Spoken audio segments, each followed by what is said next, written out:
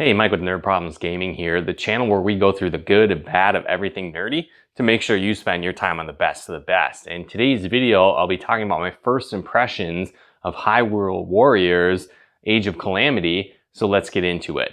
Now, this game is really kind of a combination of Dynasty Warriors and Breath of the Wild. And really, when Dynasty Warriors came out, I was super into it. I liked it a lot. I played a bunch of the games, but it kind of got a little bit stale. It just eventually felt like it turned into a button masher, and it kind of grew out of the series.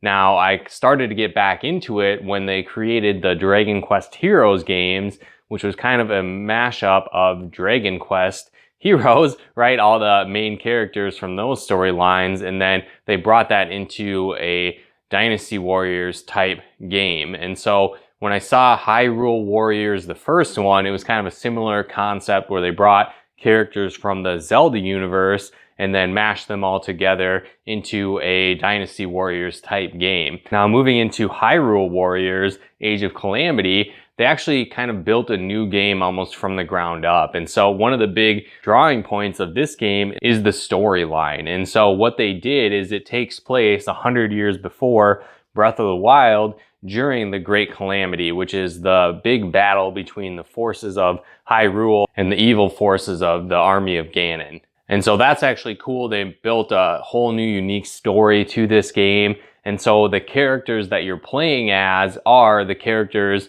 from Breath of the Wild during that Age of Calamity. So you've got Link, you've got Zelda, you've got Impa, and then the 4 champions you can play as well. Now, right now, only the demo is out, but you do get to play the first hour to 2 hours of the game, and then that data can just transfer over to the full game when it comes out. And so that's really cool. You're actually getting a taste of what the game really is, and then you don't lose your progress when you pick up the actual full game. Now, what I like about this game so far is it really feels like you're playing a Breath of the Wild game versus just a Dynasty Warriors game that they threw a Zelda skin on. And so what's cool is that you're playing in these iconic locations across Hyrule, and then you're also picking up different items as you play. So different weapons, different food resources, different items that you can craft as you play the game as well, which is really cool. And so I like that aspect a lot of this game. So there's a lot of different RPG elements where you're leveling up your characters. So as they defeat enemies, they're leveling up and getting stronger. But then you're also finding, like I said, different weapons. So after the battle, you have the ability to actually craft and upgrade weapons, sell weapons to get more rupees, and then really customize your characters as you like. There's also the feature where you have different armor components and clothing that you can mix and match. You know, in the demo, you only obviously have a couple versions you can choose from, but it looks like the game is going to have that feature as well, which was very similar to the Breath of the Wild armors that you could collect for Link. And so with that, it looks like you're going to have different abilities that you'll get depending on the armor that you choose. And then there's the leg pieces, the armor pieces, and then the helmets as well. So you can really mix and match with that too.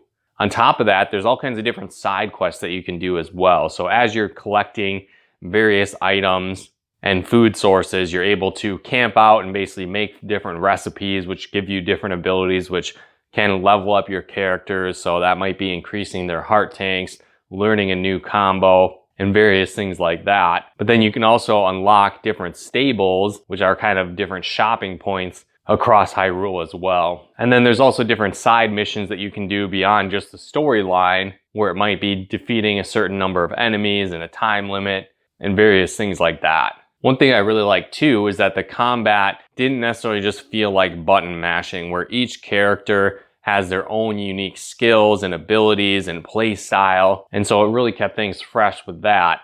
Plus, one thing that was cool that maybe they did in newer Dynasty Warrior games, but I don't remember them being in the original, is that you could switch between characters kind of on the fly depending on the map that you were in. So not only could you switch between characters and play as them directly, you could also issue warriors to different characters around the map and having them go to different parts to maybe defend an area or take out different hordes of enemies and just really improve your overall battle strategy as you played as one specific character. So that was cool. You could level up your side characters in addition to Link as well and improve their weapons as you played too. So far, I really like this game. I think it's going to be worth picking up and would recommend checking it out if you like Breath of the Wild, if you like these hack and slash, you versus thousands of enemies types games like Dynasty Warriors. But like I said, it actually feels like you're playing a Breath of the Wild game versus just a different Dynasty Warriors game that happens to have a Zelda theme. But let me know in the comments below if you've checked this one out, if you enjoyed the original Hyrule Warriors. If you think that's worth picking up and checking out, let me know in the comments below. But so far, I'm really enjoying this game and I'm excited to pick up the full version when it comes out. And if you're looking for a new Breath of the Wild game to get some more of the storyline that wasn't fully fleshed out in the original, I think picking up Hyrule Warriors Age of Calamity is definitely worth adding to your nerd library. But if you enjoyed this video, be sure to smash that like button, as it really helps out the channel. And if you haven't done so yet, be sure to subscribe and turn on those bell notifications to get the latest updates of new nerd videos we put out here.